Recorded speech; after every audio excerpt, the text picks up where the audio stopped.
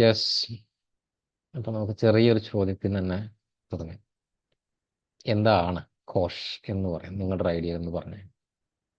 നിങ്ങളുടെ ഒരു idea share ചെയ്താ. സാർ എന്താ ക്വസ്റ്റ്യൻ ഒന്നുകൂടെ പറയൂ? കോഷ് എന്താണ്, അല്ലെങ്കിൽ കോഷ് അസസ്മെന്റ്?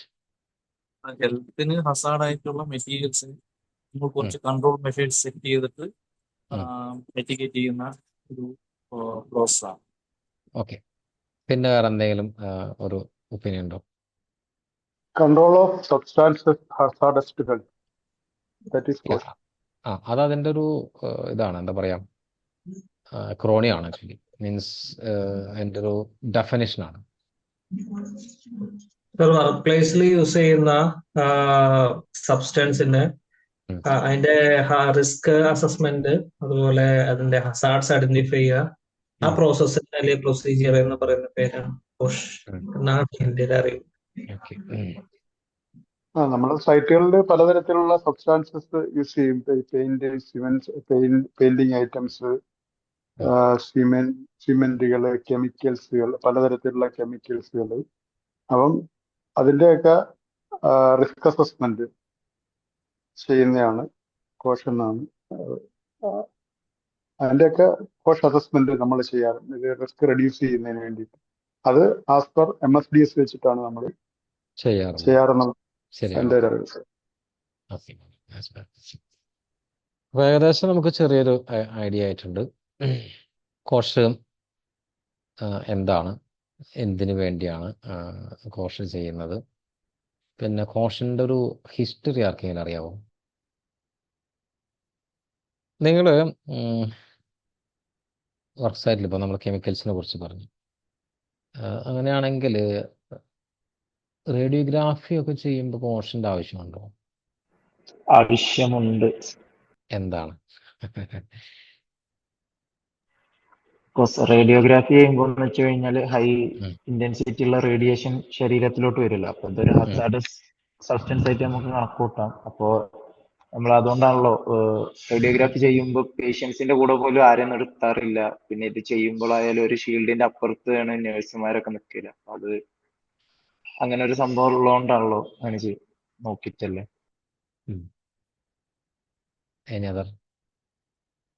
അത് നമ്മൾ ഈ കോഷിലാണോ ചെയ്യുന്നത് അതോ സാധാരണ റിസ്ക് അസസ്മെന്റിലാണോ ചെയ്യുന്നത് എന്നുള്ള ഒരു ഡൗട്ട് ഉണ്ട്. ഇനി കോവിഡ് നമ്മളെ കാര്യമായിട്ട് ബാധിച്ചായിരുന്നു കുറച്ചു കാലം മുമ്പ്. കോവിഡ് നമുക്ക് കോഷൻ്റെ അണ്ടറിൽ വരും, ഇത് നമുക്ക് കോഷൻ്റെ അണ്ടറിൽ വരും. അത് വരുമോ? എനിക്കറിയത്തില്ല. അതൊരു ബയോളജിക്കൽ ഹസാർഡ്. ബയോളജിക്കൽ ശരിയാണ് ജിജോ പറഞ്ഞത്, ശരിയാണ്. ആക്ച്വലി ഇതിൻ്റെ ഫുൾ ഫോം എന്തായിരുന്നു? Control of substances hazardous to health, അല്ലേ? അപ്പോൾ ഈ സബ്സ്റ്റൻസും കെമിക്കൽസും നമ്മൾ പലപ്പോഴും മിസ് ഇൻ്റർപ്രറ്റ് ചെയ്യാറാണ്. അപ്പോൾ സബ്സ്റ്റൻസസിൽ എന്ന് പറഞ്ഞു കഴിഞ്ഞാൽ അതിൽ കുറച്ച് നേരത്തെ ജിജോ തന്നെയാണെന്നാണ് പറഞ്ഞത്, ബയോളജിക്കൽ ഏജൻസിൻ്റെ ഇൻവോൾവ്മെൻറ്റ് കൂടെ ഉണ്ട്. അപ്പോൾ ഈ ബയോളജിക്കൽ ഏജൻസ് എന്ന് പറഞ്ഞാൽ എന്തൊക്കെയായിരിക്കും? അങ്ങനെയാണെങ്കിൽ ഞാനൊരു വൈറ്റ് ബോർഡ് ഷെയർ ചെയ്യുന്നുണ്ട്, നിങ്ങൾക്ക് എല്ലാവർക്കും ചെറിയ പ്രാക്ടീസ് ചെയ്യാം, അത് കാണുകയും ചെയ്തതിനകത്ത്. ബയോളജിക്കൽ ഏജന്റ് എന്ന് പറഞ്ഞാൽ എന്തൊക്കെയായിരിക്കും അതിനകത്ത് വരുന്നത്? നിങ്ങളുടെ ഒരു പേഴ്സണൽ എക്സ്പീരിയൻസോ ഒരു പക്ഷേ നിങ്ങൾക്കറിയാം എന്തായിരിക്കും, എന്തൊക്കെയാണ് biological agent? Bacterias, virus, fungus, parasites, living creatures ആയിട്ട് വരുന്ന സാധനങ്ങളൊക്കെ ലൈക്ക് നമുക്ക് ബയോളജിക്കൽ ഏജൻസ് ആയിട്ട് കൺസിഡർ ചെയ്യാൻ പറ്റും. ഓക്കെ, നമുക്ക് മൈക്രോ ഓർഗാനിസം എല്ലാത്തിനെ ചേർത്ത് പറയാൻ പറ്റില്ല സാർ? അങ്ങനെ പറയാം. പാത്തോജൻസ്, ബ്ലഡ് ബോൺ അല്ലെങ്കിൽ എയർ ബോൺ, ഇതെല്ലാം ബയോളജിക്കൽ ഏജൻസിന് വരുന്നതാണ്. ഒരുപാട് നമുക്ക് പറയാം. റിഫൈനറിക്കകത്തൊക്കെ വർക്ക് ചെയ്യുന്നവർ അറിയുന്നുണ്ടോ? അതായത് കൺട്രോൾ റൂമിലോ പ്രോസസ്സിലോ ഇപ്പം നമ്മളറിയാത്ത ഒരുപാട് സംഭവങ്ങളുണ്ട് അതിനകത്ത്. നമ്മൾ വേസ്റ്റ് ഒക്കെ എടുക്കില്ല, ഇപ്പം നമ്മുടെ കാനകൾ വൃത്തിയാക്കുക അല്ലെങ്കിൽ ഡ്രെയിനേജ് ക്ലീൻ ചെയ്യാം. അന്നേരമൊക്കെ നമ്മൾ ഈ പറയുന്ന വൈറസും ഫംഗസും അത് മാത്രമല്ല ഒരുപാട് സാധനങ്ങളുണ്ട്. UAG ഇത് പിന്നെ CVSG. മാൻഹോളിനകത്ത് H2 യെസ്, ഇതെല്ലാം സബ്സ്റ്റൻസസ് ആണ്. പലതരത്തിലുള്ള പാരസൈറ്റ്സും ഇതെല്ലാം വരും അതിനകത്ത്. അമീബ, ഒരുപാട് പേരുകളുണ്ട് ആക്ച്വലി. ഞാൻ ചോദിച്ചത് കൺട്രോൾ റൂമിലോ അല്ലെങ്കിൽ പ്രോസസ്സിൽ വർക്ക് ചെയ്യുന്നവരാണെങ്കിൽ അവർ ഏത് റൂമിൽ ഇരിക്കായാലും അല്ലെങ്കിൽ ആ ഏരിയയിൽ വർക്ക് ചെയ്യുന്ന ഒരു മിക്കവാറും എല്ലാ ഫെസിലിറ്റിക്കകത്തും പല സ്ഥലങ്ങളിലായിട്ട് നോട്ടീസ് ബോർഡുകൾ എടുത്തിരിക്കും കാണാം. ഇത്രയധികം മൈക്രോ ഓർഗാനിസത്തിൻ്റെ പ്രസൻസ് അതിലുണ്ടായേക്കാം. സോ അപ്പോൾ ഇതിനെല്ലാം നമുക്ക് കൺട്രോൾ ചെയ്യണം ആക്ച്വലി. അപ്പോൾ അതിനുള്ള ആക്ച്വലി കോഷ് എന്ന് പറയുന്നത് ഒരു പേര് മാത്രമല്ല, പേരല്ല ആക്ച്വലി, അതൊരു സെറ്റ് ഓഫ് എന്താ പറയുക അക്രോണിയംസ് ആണ്.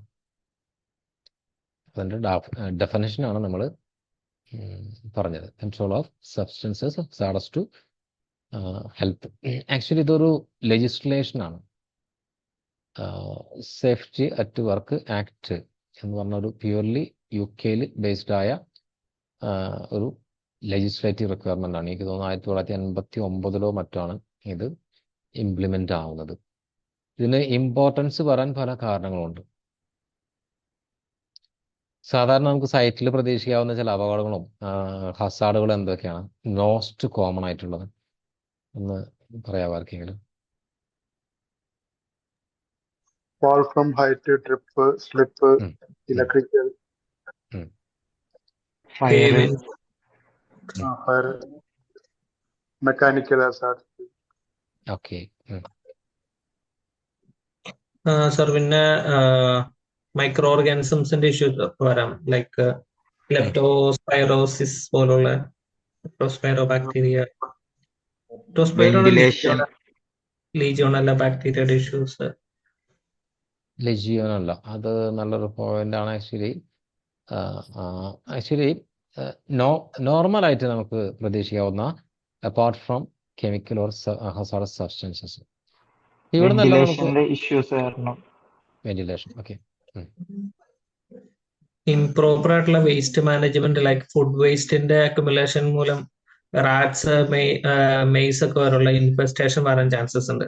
സോ അതുമായി ബന്ധപ്പെട്ടുള്ള നമ്മുടെ ഇപ്പൊ പറയുകയാണെങ്കിൽ എലിപ്പനി പോലുള്ള അസുഖങ്ങൾ സ്പ്രെഡ് ആവുന്ന ചാൻസസ് വരാറുണ്ട്. അതാണ് ഞാൻ ലെപ്റ്റോസ്പൈറോസിസ്, അതാണ് കറക്റ്റ്, എനിക്ക് ബാക്ടീരിയയുടെ നെയിം കറക്റ്റ് ആയിട്ട് കിട്ടുന്നില്ല. ലെപ്റ്റോസ്പൈറോസിസ് എന്നാണ് അസുഖത്തിന് നമ്മുടെ നാട്ടിലെ എലിപ്പനിയുടെ പേര്. നിങ്ങള് നമ്മുടെ നാട്ടില് ഹോസ്പിറ്റലിലൊക്കെ എൻ്റെ വീടിൻ്റെ അടുത്ത് തന്നെ 2 പേര് മരിച്ചിട്ടുണ്ട് ഒരു കഴിഞ്ഞ വർഷം തന്നെ എലിപ്പനിയായിട്ട്. പക്ഷെ നമ്മളത് എലിപ്പനി എന്ന് പറഞ്ഞാൽ നമ്മൾ അവരോട് പറയാൻ പറ്റും ഇതാണ് ലെപ്റ്റോസ്പൈറ ആണെന്ന് നമ്മൾ ലോക്കലായിട്ടുള്ള ആൾക്കാർ ശരിക്കുള്ളൂ. പിന്നെ legionella bacteria usually like stagnated വാട്ടറിനകത്തല്ലേ സാർ ഉണ്ടാവുന്നത്? അത് വെള്ളം സ്റ്റാഗ്നേറ്റ് ചെയ്യുന്ന സ്ഥലങ്ങളിലാണ് കൂടുതലും കണ്ടുവരുന്നത്. പിന്നെ അതിനൊരു ഫേവറബിൾ ടെമ്പറേച്ചർ റേഞ്ചും ഉണ്ട് ആക്ച്വലി.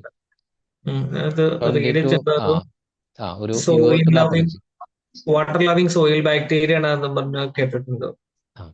അത് ഒരു നിശ്ചിത സെർട്ടൻ ടെമ്പറേച്ചറിനകത്താണ് ജീവിക്കാൻ ഇഷ്ടപ്പെടുന്നത്. ഇത് കൂടുതലും പ്രശ്നങ്ങൾ വരുന്നത് സ്വിമ്മിംഗ് പൂളുകൾ, അതുപോലെ വാട്ടർ തീം പാർക്കുകൾ, അതുപോലെ ഫൗണ്ടൻസ്, ഹോട്ടലിൻ്റെ ഒക്കെ ഇല്ലേ ഫൗണ്ടൻസ്, നമ്മളൊക്കെ അതിൻ്റെ സൈഡിലൊക്കെ ഇരുന്ന് കൈ കൊണ്ടൊക്കെ അതിൽ വെള്ളം എടുക്കുന്നു, മീൻസ് ഫൗണ്ടനിൽ നിന്ന് വരുന്ന വെള്ളം. സോ അതൊക്കെ ഒരു പൊട്ടൻഷ്യൽ സോഴ്സസ് ആണ്. എന്താ പറയുക, സ്കെയിലൊക്കെ ഉണ്ടാവില്ല, വെള്ളം കുറേ ഒഴുകി വന്ന അവിടെ ഒരു പൂപ്പല് പോലെ പിടിച്ച്. അപ്പോൾ ഇതിലൊക്കെ ഏത് കൂളിംഗ് യെസ് പ്രോസസ്സിലേക്ക് വന്നു കഴിഞ്ഞാൽ കൂളിംഗ് ടവേഴ്സിന്. അപ്പം ഇതെല്ലാം ഇതിൻ്റെ പൊട്ടൻഷ്യൽ സോഴ്സ് ആണ്. അപ്പോൾ ഇത് നമ്മൾ സാധാരണ വർക്ക് സൈറ്റിൽ നമുക്ക് പല ഇഷ്യൂസും ഉണ്ടാവാം. നോർമൽ കൺസ്ട്രക്ഷൻ ഇൻഡസ്ട്രിയിൽ നമ്മൾ കോഷൻ്റെ ഇമ്പോർട്ടൻസ് ആണ് പറയുന്നത്. അപ്പം ഒരു വർക്ക് സൈറ്റിൽ ഈ കോഷൻ്റെ ഇമ്പോർട്ടൻസ് വരാൻ നമുക്ക് കുറച്ച് എക്സാമ്പിൾസ് ഉണ്ട്. വർക്ക് സൈറ്റിൽ നമുക്ക് സാധാരണ കൺസ്ട്രക്ഷൻ സൈറ്റിൽ എന്തെല്ലാം പ്രശ്നങ്ങളുണ്ടാവാം? Normally work at height hazard, അല്ലെങ്കിൽ ഇലക്ട്രിക്കൽ ഹസാർഡ്. എഫക്റ്റ് എന്ന് പറഞ്ഞു കഴിഞ്ഞാൽ മുറിവ്, ഒടിവ്, ചതവ്, ഈവൻ ആംപ്യൂട്ടേഷൻ, ഡെത്ത്, ഇങ്ങനെയുള്ള. അപ്പോൾ ആക്ച്വലി ഇതിൽ ഉപരിയായിട്ട് ഹസാർഡസ് സബ്സ്റ്റൻസസോ അല്ലെങ്കിൽ കെമിക്കൽസോ അതിൻ്റെ എക്സ്പോഷർ കൊണ്ട് നമുക്ക് പ്രോബ്ലംസ് ഉണ്ടാവും. മീൻസ് എത്രത്തോളം ഉണ്ടാവും? ക്രോണിക് ഡിസീസസ് ചാൻസസ് ഉണ്ട്, ഉം. ലൈക്ക് ക്യാൻസർ, ലങ് ക്യാൻസർ പോലുള്ള അസുഖങ്ങള്. ഉം. പിന്നെ ലങ് ക്യാൻസർ, പിന്നെ ഈ നോയ്സ് എക്സ്പോഷർ ഹിയറിംഗ് ലോസസ് ഉണ്ടാക്കാൻ ചാൻസ് ഉണ്ട്. അതൊരു നോയ്സ് ആക്ച്വലി ഹസാർഡസ് കോസ്റ്റിൽ വരില്ലല്ലോ.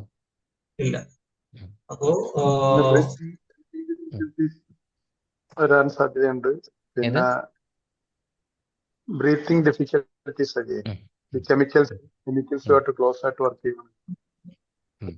ഈ കെമിക്കൽ സ്പില്ലിൽ ഒക്കെ ഇത് കറക്റ്റ് PP യൂസ് ചെയ്യാതെ ഉം. റിമൂവ് ചെയ്യുകയാണെങ്കിൽ ഉണ്ടാകുന്ന കൊറോസ് പലതരത്തിലുള്ള ഹാംഫുൾ ആയിട്ടുള്ള ഉണ്ട്, കൊറോസീവ് ആയിട്ടുള്ള ഉണ്ട്.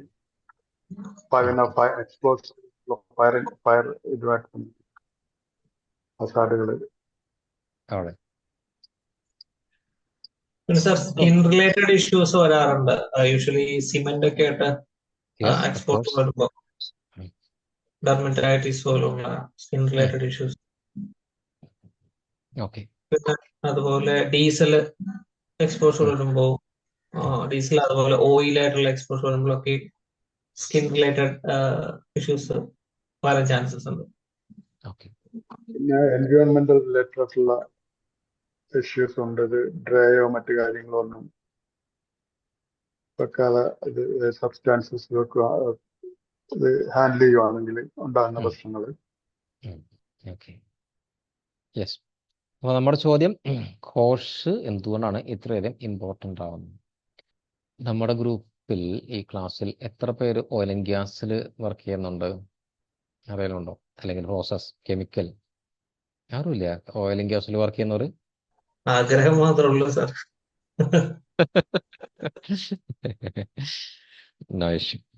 ആഗ്രഹങ്ങൾ നന്നായി കഴിഞ്ഞാൽ നമ്മൾ അവിടെ എത്തും. ആഗ്രഹങ്ങളാണ് നമ്മൾ എവിടെയെങ്കിലൊക്കെ കൊണ്ട് എത്തിക്കുന്നത്. നന്നായിട്ട് ആഗ്രഹിക്കാണ് പറയുന്നത്. വളരെയധികം ആഗ്രഹിക്കുക. അതിനനുസരിച്ച് ഇതെല്ലാം നിങ്ങൾ ആഗ്രഹ പൂർത്തീകരണത്തിന് വേണ്ടി ചെയ്യുന്ന എഫേർട്ടുകളാണ്. ഇവനെ ക്ലാസ് അറ്റൻഡ് ചെയ്യുന്നതും അതിന് ഒരല്പം സമയം സ്പെൻഡ് ചെയ്യുന്നതും. അപ്പോൾ അതൊരിക്കലും നിങ്ങളെ നിരാശരാക്കില്ല. ഇന്നല്ലെങ്കിൽ നാളെ നിങ്ങൾ അവിടെ എത്തും. You will definitely reach where you wish to be at. So ഇത് ഞാൻ പറയാൻ കാരണം വേറെ ഒന്നും ഉണ്ടായിട്ടില്ല. അപ്പോൾ അങ്ങനെയുള്ള ആൾക്കാർക്ക് അല്ലെങ്കിൽ കുറച്ചുകൂടി ഈസി ആയിട്ട് ഞാൻ പറയാൻ പോകുന്ന ഒരു കാര്യം, ഒരു മാറ്ററാണ് ഞാൻ പറയുന്നത്. ഒരു ഒരു ഒരു ഇൻസിഡൻ്റ് ആണ്. സാധാരണ നമുക്ക് എല്ലാവർക്കും അറിയാം, ഈ സേഫ്റ്റി റിലേറ്റഡ് ആയിട്ടുള്ള ഇഷ്യൂസിൽ പലപ്പോഴും ഒടിവ്, ചതവ് ഇങ്ങനെയുള്ള കാര്യങ്ങളൊക്കെയാണ് വരാറ്. അപ്പോൾ 1-2 ആൾക്കാർ അല്ലെങ്കിൽ ചിലപ്പോൾ 10-9 അങ്ങനെയുള്ള ഇഷ്യൂസാണ് കൂടുതലും സംഭവിക്കാറ്. പക്ഷേ ഈ കെമിക്കൽസ്, അതിൻ്റെ സ്വഭാവങ്ങൾ ഇതൊന്നും കാര്യമായിട്ട് മനസ്സിലാക്കാതെ അതിനെ ഹാൻഡിൽ ചെയ്യുന്നത് കൊണ്ട് അല്ലെങ്കിൽ ചെയ്തതുകൊണ്ട് ആയിരക്കണക്കിന് ആൾക്കാരുടെ ലൈഫ് എടുത്തിട്ടുള്ള ഇൻസിഡൻസ് ഉണ്ടായിട്ടുണ്ട്. ഏതെങ്കിലും ഒന്ന് നിങ്ങൾക്ക് ഒന്ന് ഓർത്ത് പറയാവോ? Bhopal gas tragedy. Very good. എന്തായിരുന്നു നമ്മളത് ഡിസ്കസ് ചെയ്താൽ? എന്തായിരുന്നു അതിൻ്റെ ഇഷ്യൂ? MIC മീഥൈൽ ഐസോസയനേറ്റിന്റെ എക്സ്പോഷർ. MIC exposure. സോ ഇതിനെ അവർ വേണ്ടത്ര നല്ല രീതിയിൽ അസസ് ചെയ്തിട്ടുണ്ടായിരുന്നെങ്കിൽ ഇത്തരം ഒരു പൊട്ടൻഷ്യൽ ഔട്ട്കം നേരത്തെ തന്നെ പ്രഡിക്റ്റ് ചെയ്യപ്പെടുമായിരുന്നു. ഇങ്ങനെ ഇൻ കേസ് വന്നാൽ ഒരു പോസിബിൾ ഒരു കോണ്ടാക്റ്റ് വാട്ടറായിട്ട് വരാനുള്ള സാധ്യതയും, അഥവാ വന്നാൽ തന്നെ ഇൻ കേസ് എന്തെങ്കിലും വന്നാൽ തന്നെ അതിൻ്റെ control measures, means proactive measures would have been in place. നേരത്തെ തന്നെ അത് അവിടെ ഉണ്ടായിരുന്നു. സോ ആ ദുരന്തം അങ്ങനെ ഒഴിവാകുമായിരുന്നു. 8,000-ൽ കൂടുതൽ പേരാണ് അന്ന് അവിടെ. അതായത് ഒഫീഷ്യൽ കണക്കാണ്. അൺഒഫീഷ്യൽ എന്ന് പറഞ്ഞാൽ ഒരു പക്ഷേ അല്ല, തീർച്ചയായിട്ടും അതിൽ ഒരുപാട് വളരെ വളരെ വളരെ ഫാർ ഹൈ ആണ് നമ്പർ. അതിനുള്ള ലോസ്. പിന്നെ അടുത്തൊരു ഇൻസിഡന്റ് ഉണ്ടായിട്ടുള്ളത് പൈപ്പർ ആൽഫ എന്ന് ആ, പറഞ്ഞിട്ട് കേട്ടിട്ടുണ്ടോ? കേട്ടിട്ടുണ്ട്. എന്താണ് അരുണിന്റെ ഒരു ഐഡിയ അതിനെ കുറിച്ച്? പൈപ്പർ ആൽഫ അത് ഓയിൽ റിഗ് ഫയർ ആണ്. ഉം. ഓയിൽ റിഗില് ഫയർ എക്സ്പ്ലോഷൻ ആയതാണ്. അത് മെയിൻ്റനൻസ് റിലേറ്റഡ് എന്തൊരു വിഷയം എന്നാണ് ഞാൻ വായിച്ചത്. ഉം. 2 കൂളിംഗ് പമ്പുകളാണ് ഉണ്ടായിരുന്നത്. ഒരെണ്ണം ഉം. ഐസൊലേറ്റ്, ഒരെണ്ണം മെയിൻ്റനൻസിലും ഒരെണ്ണം എന്തോ ഇമ്മീഡിയറ്റ് മെയിൻ്റനൻസ് വന്നപ്പോൾ ഐസൊലേറ്റ് ചെയ്തു. ഉം. So, എന്തോ communication gap in between 2 shift managers തമ്മിലുണ്ടായതാണ് റീസൺ എന്നാണ് ഞാൻ ഇങ്ങനെ ഈ കേസ് സ്റ്റഡീസ് ഇങ്ങനെ വായിക്കാറുണ്ട്. ഇപ്പോഴും വായിച്ചൊരു ഓർമ്മ ഓക്കെ, ശരിയാണ് പറഞ്ഞത്, എല്ലാം കറക്റ്റ് ആണ്. പക്ഷെ അത് കൂളിംഗ് പമ്പ്സ് അല്ല, അത് എന്താ പറയാ, ട്രാൻസ്പോർട്ടേഷനുള്ള പമ്പുകളായിരുന്നു. സംഭവം നടന്നത് നോർത്ത് സീ, യൂറോപ്പിൽ. വളരെ ഒരു, പക്ഷെ നിങ്ങൾ യൂട്യൂബിലൊക്കെ കണ്ടിരിക്കും, ഏറ്റവും വയലന്റ് കടലുകളിൽ ഒന്നാണ് നോർത്ത് സീ എന്ന് പറയുന്നത്. അവിടെയുള്ള ഒരു ശൃംഖല ഉണ്ടായിരുന്നു റിഗുകളുടെ. അപ്പം അത് അതിൽ ഒരു റിഗിന്റെ പേരായിരുന്നു പൈപ്പർ ആൽഫ.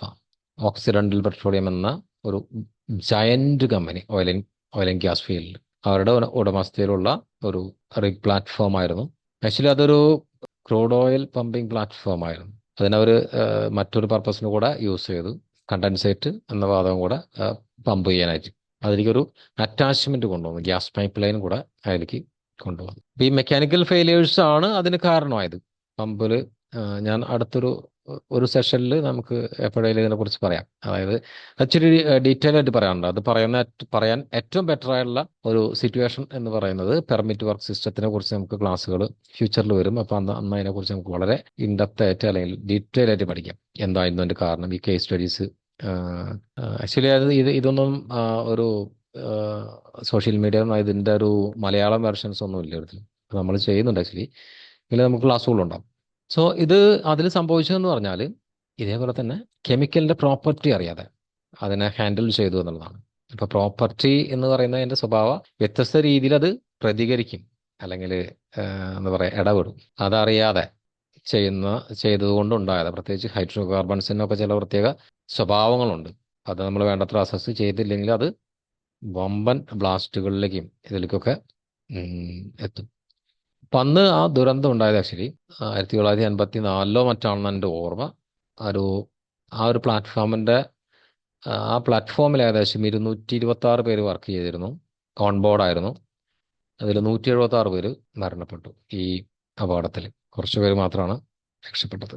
അപ്പോൾ അതിലൊരു മെക്കാനിക്കൽ ഫെയിലിയേഴ്സും ഉണ്ടായിരുന്നു, സേഫ്റ്റി ഫാക്ടേഴ്സും ഉണ്ട്. ഒരു ആക്സിഡന്റ് ഒരിക്കലും ഒരു മേജർ ഇതെന്ന് പറയുന്നത് ഒരിക്കലും ഒരു ചെറിയ കാരണമായിരിക്കില്ല. അതിലൊരുപാട് മറ്റുള്ള കാരണങ്ങൾ, കോൺട്രിബ്യൂട്ടർ ഫാക്ടേഴ്സ് അല്ലെങ്കിൽ മൾട്ടി കോസേഷൻ ഉണ്ടാവും മിക്കവാറും എല്ലാ ആക്സിഡൻസിലും. സോ അതിലൊരു കാരണമായിരുന്നു അവിടെ ഉപയോഗിച്ചിരുന്ന, അല്ലെങ്കിൽ അവർ ഡീല് ചെയ്തിരുന്ന ഹസാഡസ് കെമിക്കൽസിൻ്റെയോ അല്ലെങ്കിൽ അതിൻ്റെ എന്താ പറയുക സബ്സ്റ്റൻസസിൻ്റെയോ സ്വഭാവങ്ങളെയും സ്വഭാവ രീതികളെയും കുറിച്ച് അവർ വേണ്ടത്ര പഠിച്ചില്ല. അതിനുവേണ്ട പ്രൊവാക്റ്റീവ് മെഷേഴ്സ് അവിടെ എടുത്തില്ല അവർ. അപ്പോൾ അതൊക്കെയാണ് അത്തരത്തിലുള്ളൊരു ഡിസാസ്റ്ററിലേക്ക് കൊണ്ടുപോയത്. അപ്പോൾ ഇതൊക്കെ ഈ കോഷ് എന്നൊരു സംവിധാനം അതിൻ്റെ ഇമ്പോർട്ടൻസ് കാണിക്കുന്നതിന് വേണ്ടിയിട്ടാണ് ഞാൻ പറഞ്ഞത്. അപ്പോൾ നമുക്ക് ആക്ച്വലി ഒറ്റ ടൈമിൽ നമുക്ക് ചിന്തിക്കാം, അവിടെ ഒരു ഫയർ അല്ല ഉണ്ടായത്, അതും കോഷുമായിട്ട് എന്താണ് ബന്ധം എന്നുള്ളത്. അപ്പോൾ കോഷ് എന്ന് പറയുന്ന കെമിക്കൽസിൻ്റെ എല്ലാ സ്വഭാവങ്ങളും നമ്മൾ പഠിക്കണം. നമ്മളത് ഇന്ന് തന്നെ ഒരു MSDS വെച്ച് നമ്മൾ അത് ഡിസ്കസ് ചെയ്യും. അപ്പോൾ നമുക്ക് കുറച്ചും കൂടെ ബെറ്റർ ആയിട്ട് അതിനെക്കുറിച്ച് ഒരു ഐഡിയ കിട്ടും. അപ്പോൾ ഇതൊക്കെയാണ് കോഷിൻ്റെ പ്രത്യേകതകൾ. കോഷ് അതുകൊണ്ടൊക്കെ തന്നെയാണ് വളരെ വളരെ കെയർഫുൾ ആയിട്ട് എന്ത് കെമിക്കൽസ് ആയാലും റേഡിയോ ആക്റ്റീവ്സ് ആയാലും എല്ലാം നമ്മൾ ഹാൻഡിൽ ചെയ്യുമ്പോഴും കോഷ് സാധാരണഗതിയിൽ കോഷ് ആപ്ലിക്കബിൾ ആണ്. അപ്പോൾ കെമിക്കൽസ് അല്ലെങ്കിൽ സബ്സ്റ്റൻസസ്, ഈവൻ വളരെ ഡേഞ്ചറസ് ആയുള്ള പല ഇൻഡസ്ട്രികളും നമ്മൾ അന്ന് ഡിസ്കസ് ചെയ്ത പോലെ റിസർച്ച് ഇൻഡസ്ട്രീസ് കേട്ടിട്ടില്ലേ? റിസർച്ച് ഇൻഡസ്ട്രീസ് നമ്മൾ പറയുന്ന HIV, എബോള, ഇങ്ങനെയുള്ള വൈറസുകളും ബാക്ടീരിയകളും ഈവൻ കോവിഡ്, ഇതെല്ലാം വളരെ എന്താ പറയുക, ഡെഡ്ലി ആണ്, ആക്ച്വലി ഡിസ്ട്രക്റ്റീവ് ആണ്. സോ അതെല്ലാം അതിൻ്റെ പ്രോപ്പർട്ടീസും സ്വഭാവങ്ങളും എല്ലാം പഠിച്ചാൽ മാത്രമേ അതിനെയൊക്കെ എങ്ങനെ കൺട്രോൾ ചെയ്യാൻ പറ്റുമെന്ന് പറയാൻ പറ്റുള്ളൂ. അപ്പോൾ അത്തരം ജോലികളിൽ ഏർപ്പെട്ടുകൊണ്ടിരിക്കുന്ന ഒരു വിഭാഗമുണ്ട്, റിസർച്ചേഴ്സ് അല്ലെങ്കിൽ സയൻറ്റിസ്റ്റുകൾ. അവരുടെ സേഫ്റ്റി കൂടെ നോക്കണ്ട. ആക്ച്വലി അവരും ഒരു കമ്പനിയുടെ എംപ്ലോയീസ് ആണ് ആക്ച്വലി. കമ്പനിയുടെയോ ഓർഗനൈസേഷൻ്റെയോ അല്ലെങ്കിൽ ഈവൻ ഗവൺമെൻറ് ലെവലിലോ, but still they are employees. അവരുടെ ഹയസ്റ്റ് റിസ്കിലാണ് ഇവരെല്ലാം ഉള്ളത്. അപ്പം ഇതെല്ലാം നമുക്ക് കൺട്രോൾഡ് ആയിരിക്കണം. അപ്പോൾ ഈ കെമിക്കൽസ് ഇത്രയൊക്കെയാണ് ഉള്ളത്. ഇങ്ങനെയൊക്കെയാണ് കെമിക്കൽസ്, അതുപോലെ തന്നെ സബ്സ്റ്റൻസസ്. ഇനി കുറച്ച് നേരത്തെ അരുൺ അതുപോലെ തന്നെ ജിജോ പറഞ്ഞായിരുന്നു കെമിക്കൽസ് പോസിബിൾ അതിൻ്റെ ഒരു എഫക്റ്റുകൾ, സ്കിൻ ഡിസീസ് വരുന്നു. അപ്പോൾ അതെങ്ങനെയാണ് സ്കിൻ ഡിസീസ് വരുന്നത്? ഡയറക്റ്റ് കോണ്ടാക്ട് വരുമ്പോൾ. Direct contact. സ്യൂട്ടബിൾ ആയിട്ടുള്ള PP യൂസ് ചെയ്യാതെ വർക്ക് ചെയ്യുമ്പോഴത്തേക്ക് ഇങ്ങനെ ഡയറക്റ്റ് ആയിട്ട് കോണ്ടാക്ട് ആകും. PP യൂസ് ചെയ്യാതിരിക്കുക എന്ന് പറയുന്നത് ഒരു അൺസേഫ് ആക്റ്റാണ്. PP യൂസ് ചെയ്യാതിരുന്നിട്ട് നമ്മളെ തൊട്ടില്ലെങ്കിൽ നമുക്ക് പ്രശ്നമില്ല. കോണ്ടാക്ട് നമ്മൾ സംഭവിക്കുമ്പോൾ ആക്ച്വലി സ്കിൻ അത് അബ്സോർബ് ചെയ്യുന്നത്, അല്ലേ? സ്കിൻ അബ്സോർബ് ചെയ്യല്ലേ ചെയ്യുന്നത്. അതെ അതെ. സോ അപ്പോൾ അങ്ങനെ ഒരു കെമിക്കൽ ഒരു പക്ഷെ ഉള്ളിൽ കിടക്കാം. പിന്നെ അരുണാണെന്ന് തോന്നുന്നു പറഞ്ഞത്, വേറെ ആരോ പറഞ്ഞു റെസ്പിറേറ്ററി ഇഷ്യൂസ് പറഞ്ഞു, ജിജു ആണെന്ന് തോന്നുന്നു അല്ലേ? അപ്പോൾ അതെങ്ങനെയാണ് അവിടെ റെസ്പിറേറ്ററി ഇഷ്യൂ എങ്ങനെയാണ് ഉണ്ടാകുന്നത്? ഇൻഹലേഷൻ. ഇൻഹലേഷൻ.